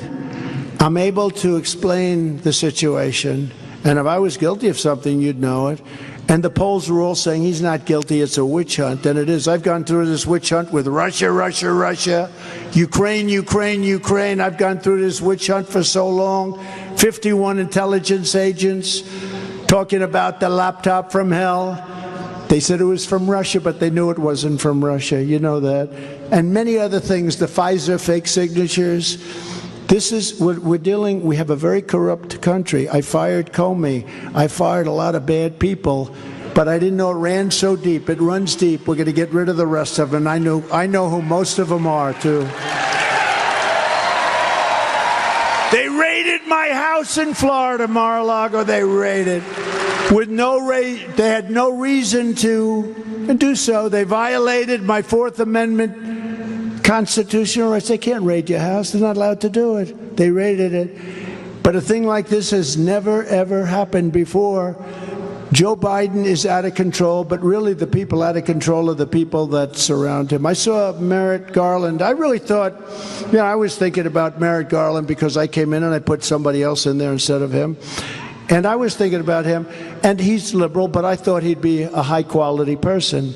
But the other day he said he doesn't want to have any voter ID. He doesn't have voter ID. And he said it with a straight face, because he thinks voter ID is discriminatory. He said this, you need voter ID, you need identification for almost everything you do. But no, in the Democrat National Convention, the last one, you had cards, identification cards, that were bigger than a person's chest, a normal person, not a very big person. But a normal person like this. It had pictures from different angles. It had everything. It had everything. Probably didn't have your social security number, but that was about it. And they had identification. It was voter identification. In that case, it was party identification. You had identification cards all over people. But when it comes to vote, the most important thing we do is vote. When it comes to vote, no voter ID. I don't think we're going to stand for that. But Merrick Garland said that, and he said it with a straight face. We don't want voter ID because that's discriminatory. No, they don't want voter ID because if you have voter ID, it's much harder to cheat. Very simple. Biden is a weak, angry, flailing president. He's flailing and failing when you think of it, right? He's a flailing president and he's a failing president, hoping that something sticks because they have nothing to campaign on. They have absolutely nothing. His administration has been a complete and total failure, whether it's Afghanistan, where we lost 13 soldiers, 38 wounded horrifically with the arms, the legs, $85 billion worth of equipment left behind, and hundreds of millions of dollars of harm. And we still have probably, could be 1,000 American hostages over there. Nobody knows. But he should be attacking inflation, or when you think of it, inflation wouldn't have happened. The attack on Israel wouldn't have happened. The attack on Ukraine with Russia-Ukraine would have never happened. Everything Joe Biden touches turns to shit. Everything.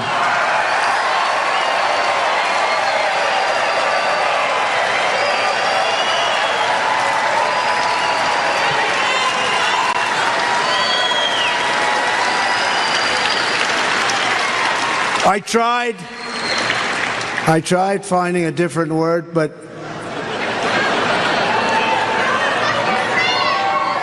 there are some words that cannot be duplicated, but it's true. Everything he touches, all of this persecution is only happening because I am running for president and leading big in all of the polls, every poll. In the big new focal poll, we're leading Biden by 8 points here in Georgia, and we're leading Biden all over the country. We're leading him at numbers that the Democrats have never seen before. Nationwide in all the swing states, we have the largest leads ever against crooked Joe Biden that we've ever had, and we're just getting started. Look, and it's only going to get worse for him because he can't go against this radical left crazy movement. The radical left Democrats rigged the presidential election in 2020, and we're not going to allow them to rig the presidential election in 2024. And if we do, we're not going to have a country left. Every time the radical left Democrats, Marxists, communists, and fascists indict me, I consider it a great badge of honor because I am being indicted for you. Thank you very much. I appreciate that. Never forget, our enemies want to take away my freedom because I will never let them take away your freedom. I won't. They want to silence me because I will never let them silence you. And in the end, they are not after me. They're after you. I'm just standing in their way. I always will. We're delighted to be joined today by an outstanding American patriot who just announced that he is running for Congress in Georgia's 3rd Congressional District. And I have to tell you, he's worked for me since 2016. He's unbelievable. And he's always wanted to be a congressman. He wanted to grow up like some of his heroes in this room, because we've got a lot of great Congress people in this room. He's a proud Georgian, Fayette County native. And he's been a loyal friend to the Republican Party, to me and to everybody. He's one of the most capable people you'll ever see. And I'd like to invite, where are you? Brian Jack, where are you, Brian? Oh, there he is. Brian Jack. He's tough.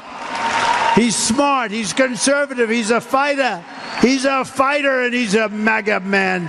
Say hello, Brian. Come on. Well, thank you very much, Mr. President. I am both humbled and honored to earn your endorsement.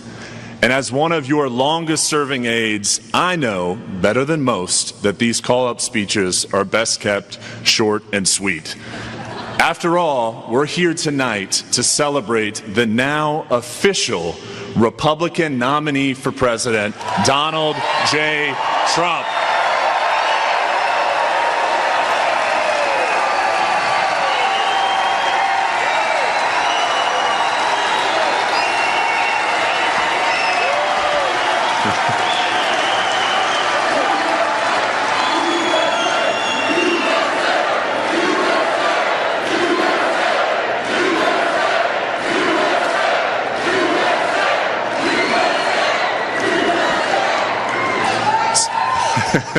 So I'll keep it short. My name is Brian Jack. I'm from Fayette County, and I'm running to represent Georgia's 3rd Congressional District because I believe in the America First agenda that everyone in this room has propelled to enable President Trump to make our country great again.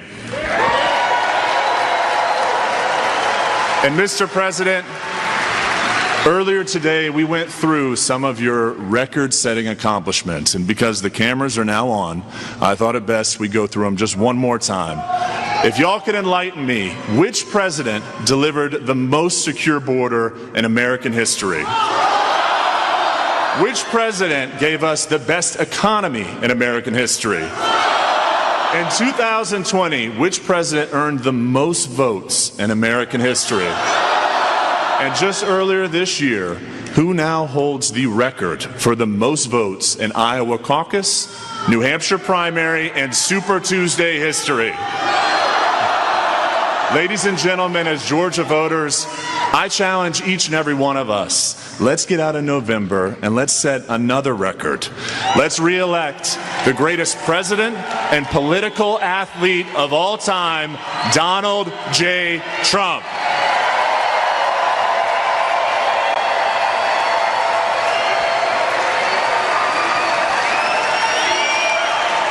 He's great.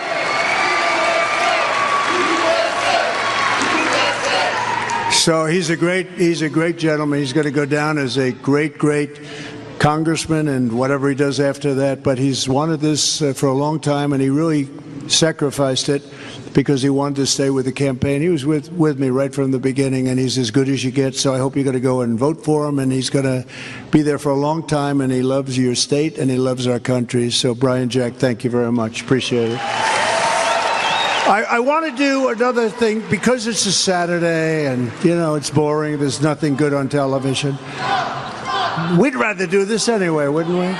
So, a person who really has, thank you very much, a person who's got tremendous courage, and, you know, some people go after her because they're concerned about her. She's very popular, actually. They know that, but a lot of people don't. But she's a woman that showed herself the other night when the president was so disrespectful to so many millions and millions and millions of people. She was willing to shout out. Now, sometimes you would say that's not nice, but in this case, it was very well needed because we have to shake this country up. This country has to come back, and it's never going to come back unless we have people like Marjorie Taylor Greene. Please come up. Come. Come on up, Marjorie. Come on.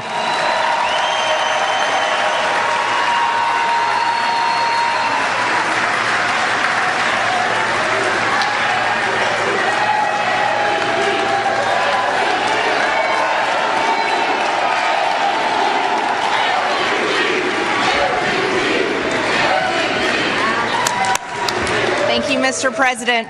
All right, Georgia, we know what we're going to do in 2024. We're going to re-elect our favorite president, the greatest president in United States history, Donald J. Trump. Right, Georgia?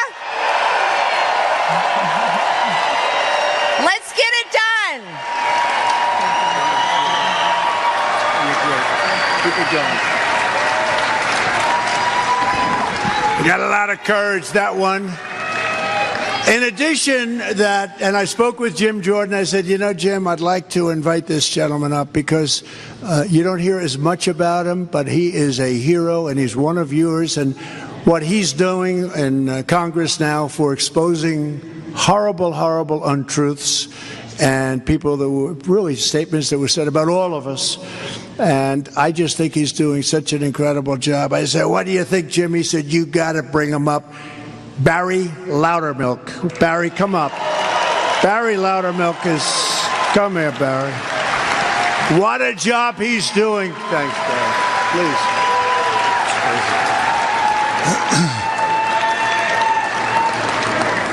I trust the American people. When Kevin McCarthy asked me to chair a special committee to investigate what really happened on January 6th, I said, Kevin, I'll do it under one circumstance, that I just go to the truth. Whatever it is, we'll find the truth and we'll expose it to the American people and let the American people decide what really happened.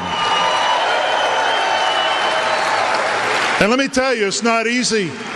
My dad, a World War II veteran, combat veteran, a medic, told me, he said, you know, doing what is right isn't easy, and sometimes it's not popular, but it's always the right thing to do. And people will always try to stop you from doing what's right. I've been shot at, I've been run over, I have been called traitor to this country, and I've been lied about. But we're not going to stop until you have the truth. God bless you, and God bless Donald Trump.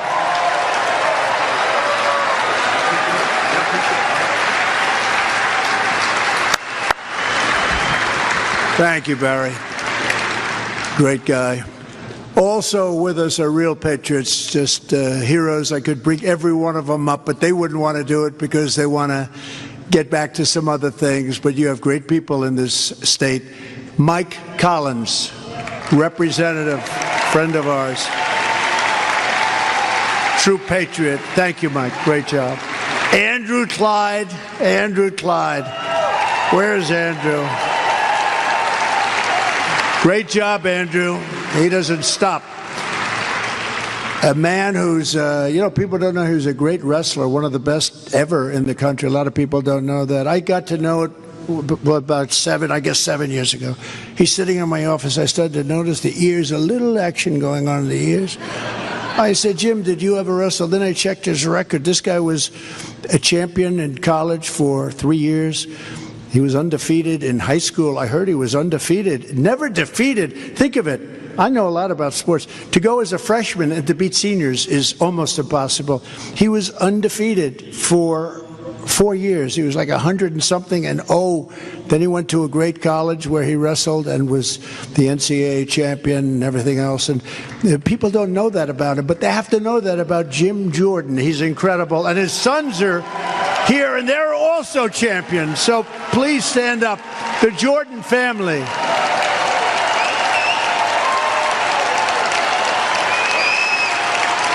Great.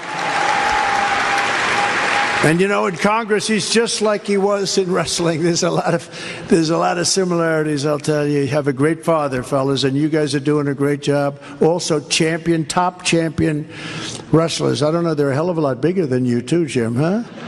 I don't know. But I asked your boy, I said, so he's an All-American. I said, are you as good as your father? He said, nope. Not as good as my father. That's pretty good. You're an All-American, and you say the father was... See, I wouldn't have said that. I would say I was better. Then I'd have a problem with... But it's a great family. And to Polly and everybody, thank you very much. Great job, what you've done. Benjamin and Isaac. Benjamin and Isaac, thank you for being here, fellas. A friend of mine, somebody who's really going places. He already has, but he's really gone. His father was a fantastic man, so respected. And he is right now the lieutenant governor of your state, and he is with us all the way. Burt Jones. Burt, thank you. And his great father, will you please stand up? I love his father. This is a tough cookie. That's a great family. Thank you. What a great family. You didn't see crowds like this with all the years. This is incredible, isn't it, right? Never happened before. They don't want to talk about the fake news. There's never been a movement like this ever, where you come down. Look, Biden's here today. He probably has 100 people, legit people, I'd say 30. But they work hard, and they probably have. That's where he made the statement about, apologizing for using the word illegal. But he had a very small crowd. But every place we go, we never have empty seats. We have lots of people standing outside, sometimes in the rain and the cold, but there's never been anything like it. And this is about making America great again, so it's very important. A friend of mine and somebody that should have been senator, and he was a really great senator, but he should have been senator. Bad things happened. David Perdue. David, thank you. Good man. Another friend of mine, he headed up the hearings in Congress when he was going after Mueller. Remember that? You hear his voice, is it true that you this or that you that? He's like central casting, a friend, just a great guy. What he did in Congress was amazing. Jim and everybody else will testify to that. And he's loved by the people in Georgia, and I assume he's going to be doing something because he's still a young man. Doug Collins. Thank you, Doug. Thank you, Doug. Great job. You got to watch those hearings. You got to watch the way he grilled Mueller. You remember that? Is it true that you did this? Is it true that you got that? And the guy just said, I don't know. Please let me away. Let me go home. Remember that, Doug? You'll never forget that. I have that on the highlight reels, by the way. Georgia Agricultural Commissioner, the Agriculture Commissioner, Tyler Harper. Good job you're doing, Tyler. Labor Commissioner Bruce Thompson. Bruce, thank you. Good job. An incredible senator, I have to tell you, from day one, he was on the front lines, and he is a popular guy. People love him because he fights for justice. He got what was happening to the state very early on, and Bert can say it, very early on. Brandon Beach, what a great job you've done, Brandon. What a job. Thank you. And so many other politicians and representatives and people that love Georgia, so many that if I ever announced them would never get off. But I just want to thank you all for being here. We have some great people, great people here. All of the great representatives that have worked so hard. From the very first day that we take back the White House from crooked Joe Biden, I believe we're going to have the 4 greatest years in the history of our country. I believe that. Every problem Joe Biden has created can be fixed, every problem can be solved, and every injustice can be set right. We will bring this country back together through success. The word is success. They said it's revenge. They said, I'm out for revenge. I'm not out for revenge. My revenge will be success.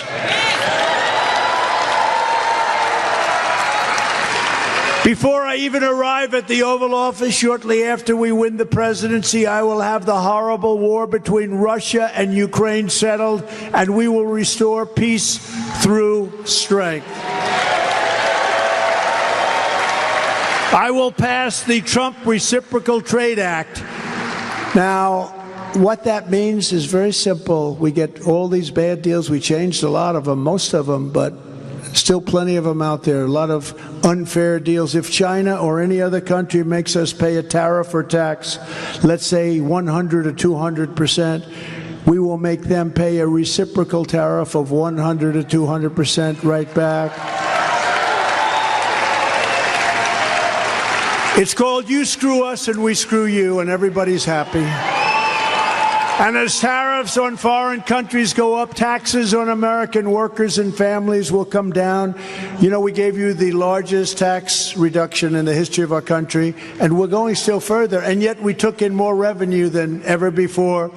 And I've said for many years, I will always protect Medicare and Social Security, which others are not able to do, like Joe Biden. You're not going to have it. It's going to be gone. It's Joe Biden who's destroying them, and he is doing it with a migrant invasion. This migrant invasion is much more dangerous than you think in so many other ways. It's going to have huge impact on rights that you're entitled to, and that includes Social Security and Medicare. We will restore law and order to our country. I am going to indemnify all police officers and law enforcement officials throughout the United States to protect them from being destroyed by the radical left for taking strong actions on crime. They can solve the problem. We are going to rebuild our cities into beacons of hope, safety, and beauty better than they have ever been before. We will take over the horribly run capital of the United States of America, Washington, D.C., clean it up, renovate it, rebuild our capital city so that it is no longer a nightmare of murder and crime, but rather it will become the most beautiful capital anywhere in the world. People from Georgia go down to Washington now and they get shot. Horrible things are happening. You see graffiti all over the place, beautiful columns built 200 years ago and 100 years ago. Gorgeous columns. You say, how did they ever build them? How did they move them? They didn't have the equipment to move them. They moved them through force of will. They got them there through force of will. You look at these massive structures and you say, how did they ever do that? They didn't have Caterpillar tractors. They didn't have anything. They had their hands and their muscle. And they got it done. And now I see graffiti on it. It's not going to happen. We're going to take care of our capital. We're going to take care of our capital. On day one, I will sign a new executive order to cut federal funding for any school at all, pushing critical race theory, transgender insanity, and other inappropriate racial, sexual, or political content onto the lives of our children. And I will not give one penny to any school that has a vaccine mandate or a mask mandate. And I will keep men out of women's sports. And I will fully protect and uphold our great and very important under siege Second Amendment. We will protect. We will protect innocent life, and we will restore free speech, and I will secure our elections. We will secure our elections. If we don't, we are a country in trouble. Our goal will be one-day voting with paper ballots and voter ID. Very simple. But until then, Republicans must go out, and we have to swamp them. We have to go out, and we have to get so many votes. We want this to be a landslide. That way it's too big to rig. We want to make it too big to rig. If you took the 10 worst presidents in the history of the United States and added them up, they would not have done near the destruction to our country as Joe Biden and the Biden administration have done. So if you want to save America, then go vote.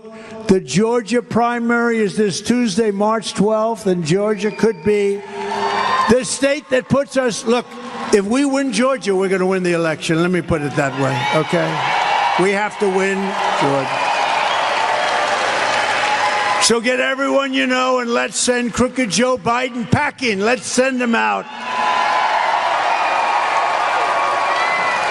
So in conclusion, together we are taking on some of the most menacing forces and vicious opponents our people have ever seen. We've never seen anything like it before. But no matter how hateful and corrupt the communists and criminals that we're fighting against are, you must never forget this nation does not belong to them. This nation belongs to you. This is your home. This is your heritage. And our American liberty is your God-given right.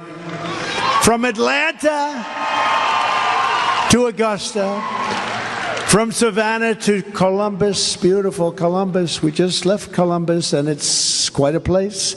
And from Athens to right here in Rome, we inherit the legacy of red-blooded American patriots who gave their blood, sweat, and tears to defend our country and defend our freedom. We stand on the shoulders of American heroes who crossed the ocean, settled the continent, tamed the wilderness, laid down the railroads, raised up the skyscrapers, won 2 world wars, defeated fascism and communism, and made America into the single greatest nation in the history of the world.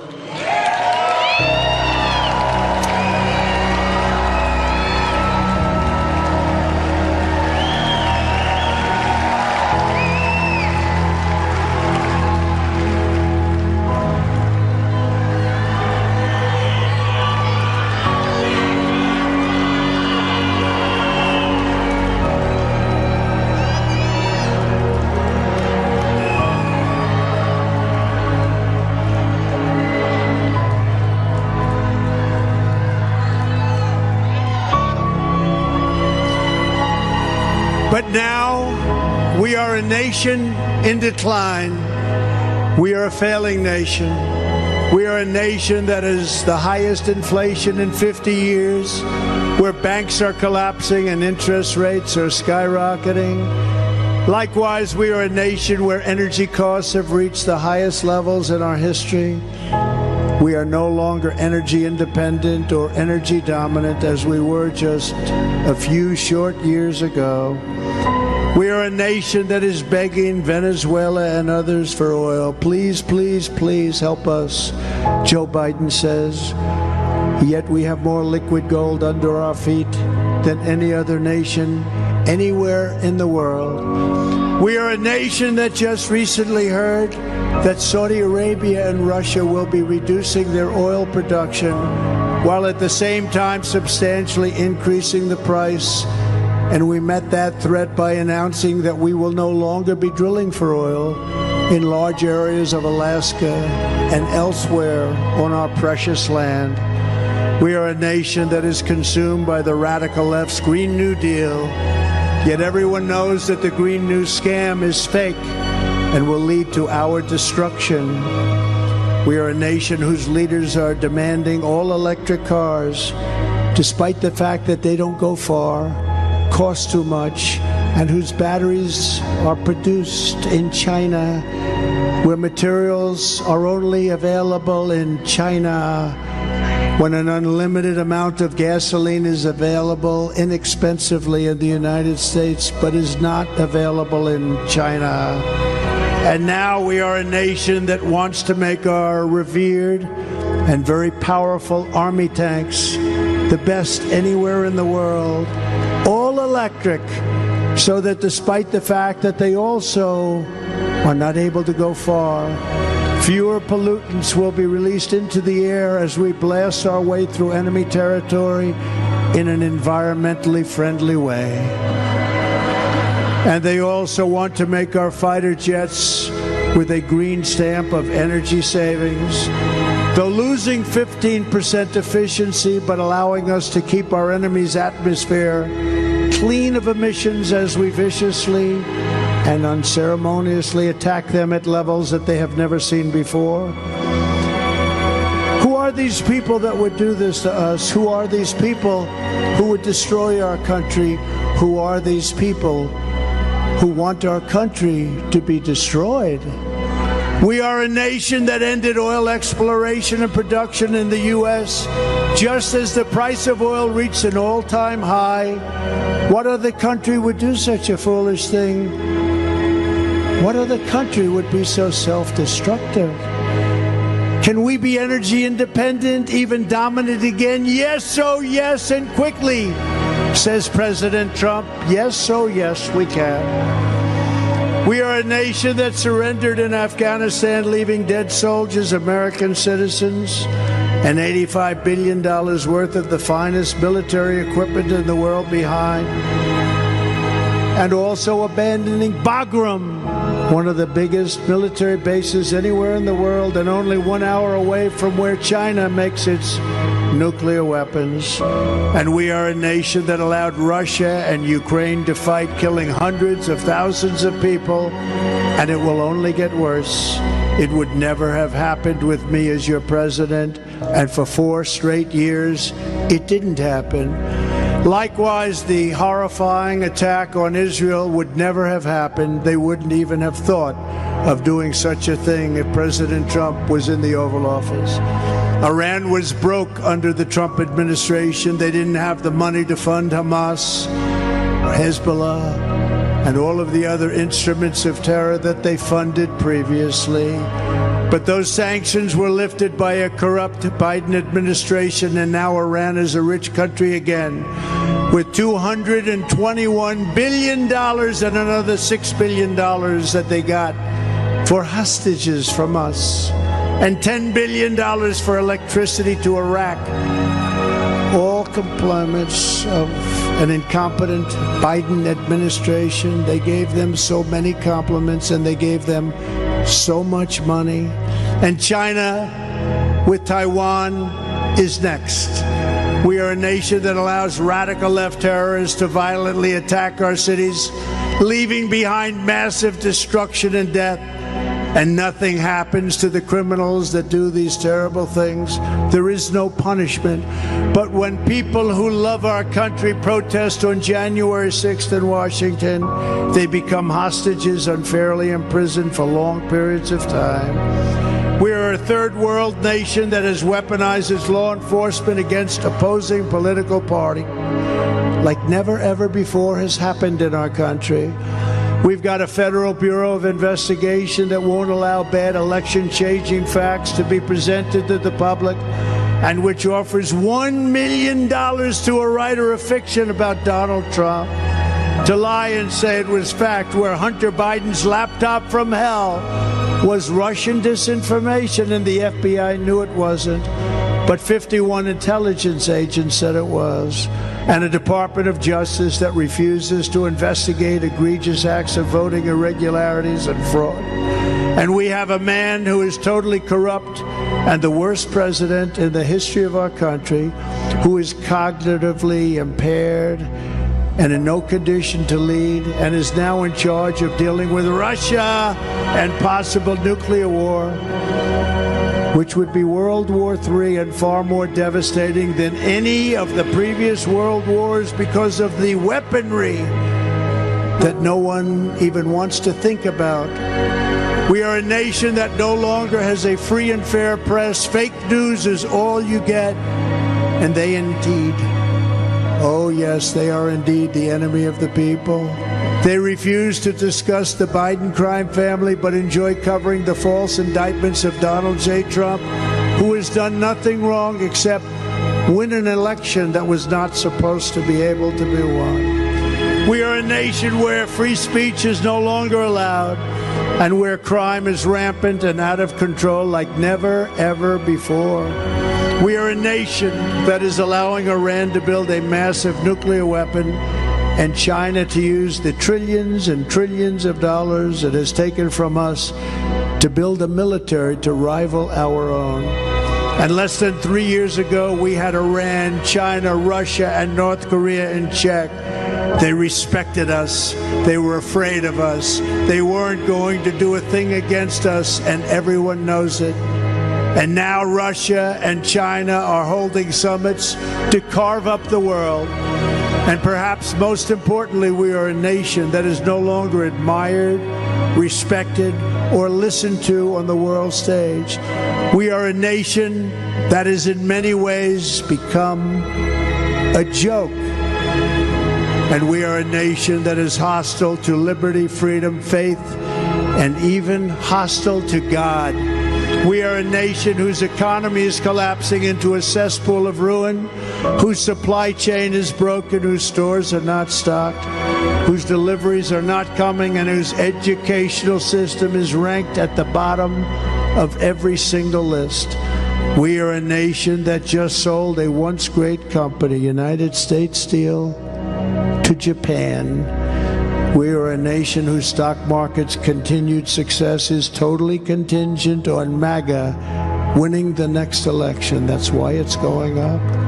We are a nation where large packs of sadistic criminals and thieves are allowed to go into stores and openly rob them, beat up and kill their workers and customers, and leave with armloads of goods, but with no retribution, where the authority of our great police has been taken, where their families and pensions have been threatened, and their lives would be destroyed for the mere mention of the words law enforcement. We are a nation where fentanyl and other forms of illegal drugs are easier to get than groceries to feed our beautiful families.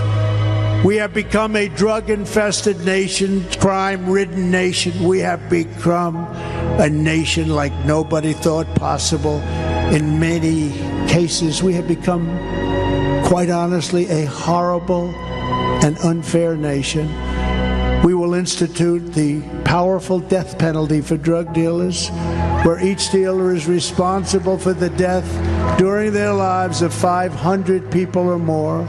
Mothers will never again be forced to watch their children overdosing and hopelessly dying in their arms, screaming, "What can I do? What can I do? What can I do?" We are a nation whose once revered airports are a dirty, crowded mess.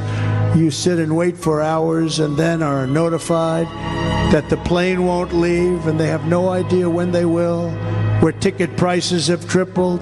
They don't have the pilots to fly the planes. They don't have qualified air traffic controllers, and they just don't know what the hell they're doing. We are a nation that screens its citizens viciously at the ports, every single port. But if you are an illegal alien, you are allowed to flow through our southern border by the millions. So sad. And look what has just happened to one particular great family with a magnificent daughter who is no longer with us. We are a nation that has lost its confidence, its willpower, and its strength.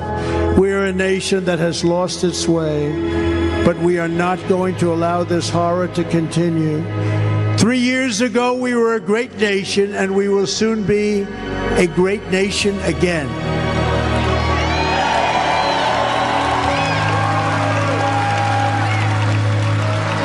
It was hard-working patriots like you who built this country, and it is hard-working patriots like you who are going to save our country. We will fight for America like no one has ever fought before. 2024 is our final battle. With you at my side, we will demolish the deep state. We will expel the warmongers from our government. We will drive out the globalists. We will cast out the communists, Marxists, and fascists. And we will throw off the sick political class. That's what they are. They hate our country. We will rout the fake news media. We'll drain the swamp, and we will liberate our country from these tyrants and villains once and for all.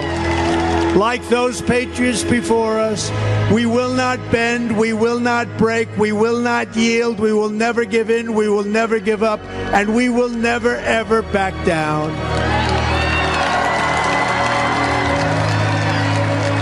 With your support, we will go on to victory, the likes of which no one has ever seen before. We will evict crooked Joe Biden from the White House, and we will take back our country on November 5th, 2024. It will go down as the most important date in the history of our country.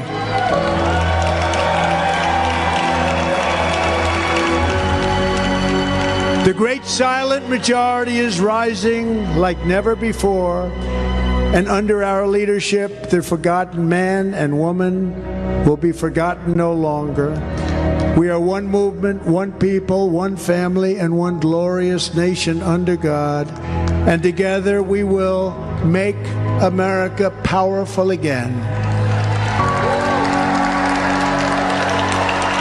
We will make America wealthy again. We will make America strong again.